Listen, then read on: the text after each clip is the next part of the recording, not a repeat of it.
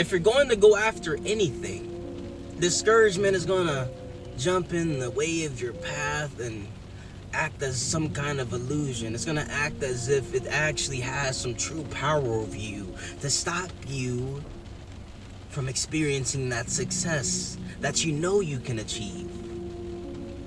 But if we allow ourselves to buy into the lies of discouragement, the ones that tell us that we're not good enough, that there's no point in any of this, that there's no reward, that your efforts are futile, that you're just wasting your time.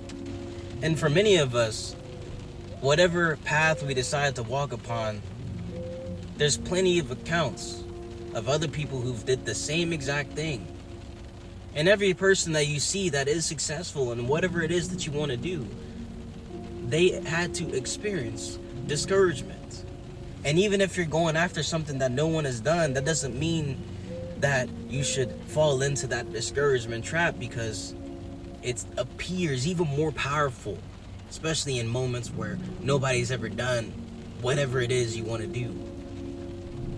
And it doesn't have to be some kind of world record thing. It could be maybe you're the first person to go to college or want to go to college in your family. Maybe you're the first person to break out of the negative mindset, the broke mentality, the we can't make it, everything is done a certain way, we have to stick to it this way. Every scenario that we encounter in life, there's always going to be an opportunity for it to whisper in your ear, to try to throw you off the track.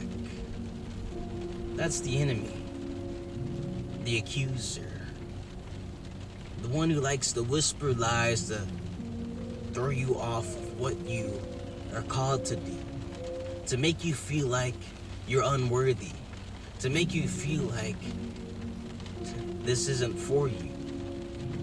But what if it actually is, and the proof of it is actually the discouragement itself? Have you noticed that the only times that you feel this discouragement is when you actually try to do something? When you get up off the couch, when you exit your comfort zone and you try to step into unfamiliar territory, that's when it decides to arise. That's when it tries to poison you, to influence. One of the stories, one of the most powerful ones that I've read thus far, I haven't completed the book yet, but I've been reading Up From Slavery by Booker T. Washington. And he said something about this which spurred me into talking about this. He said he looked back on all of his life experiences and he actually never allowed that discouragement demon to poison his mind. And he said that he didn't have any patience for the people who didn't believe, the people who allowed that discouragement to tell them what they can and can't do.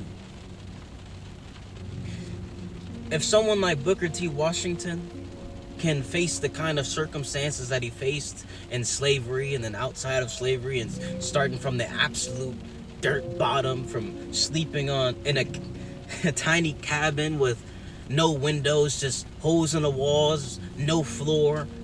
They have to sleep on dirty rags and on actual dirt.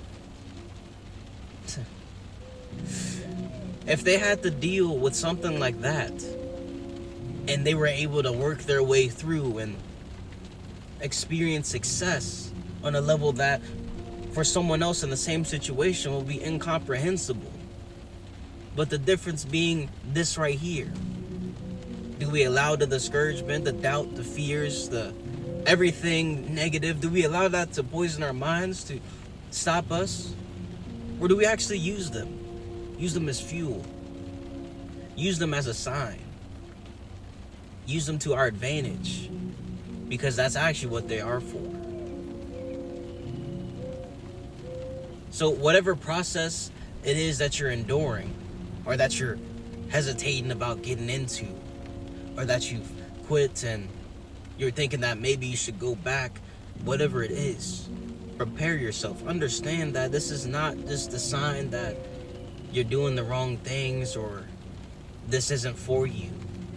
This is a sign that You need to keep going, and if you stick it out, you see the kind of outcomes that those who allow discouragement to take hold of them, to get them to quit. You experience the things that they will never be able to see. And perhaps you could have that kind of story like Booker T. Washington, who came from the depths, who didn't ever believe that it could have been possible, but something changed, where something shifted in your mind to where you started believing. Maybe you lacked belief at first, but you said, you know what, I'm going to go ahead and act anyways because I have one life. I don't know when I'm going to die. It could be next week. It could be several years from now. But do I want to look back and regret thinking about how I allowed these things to stop me? These things that actually don't even exist. These things that only exist in here if we choose to give them the kind of environment for them to exist. Why don't we become the example for the people out there who might be afraid, for the people who've quit, for the people who are lacking that belief?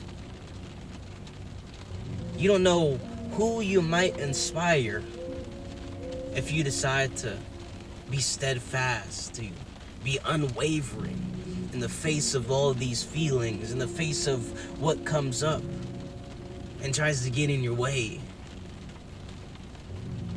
Whether you have to go through it, go around it, go over it, go under it, it doesn't matter.